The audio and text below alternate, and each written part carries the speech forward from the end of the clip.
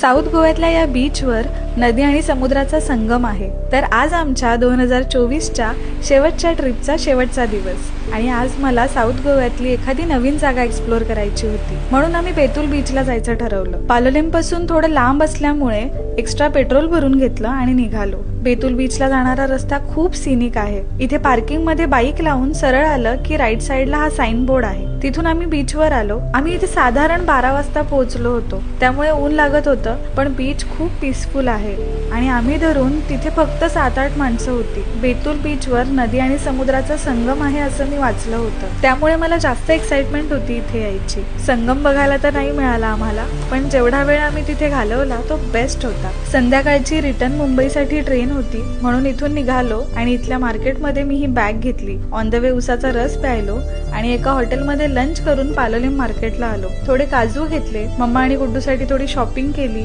जिथे मी शॉपिंग केली ते फक्त वन स्टॉप शॉपच नाहीये, तर या ओनर पण इतक्या स्वीट आणि वेलकमिंग आहेत। खूप छान अटेंड करतात प्रत्येक कस्टमर। इथून आम्ही हॉस्टेलला आलो, चेंज केलं, उडपी हॉटेलमधून डिनर पार्सल घेतलं आणि स्कूटी परत करून बसने मडगावला आलो। वाटेत बसचा टायर पंक्चर झालेला, म्हणून आम्हाला पोहोचायला उशीर झाला आणि ट्रेन पण लेट झाली।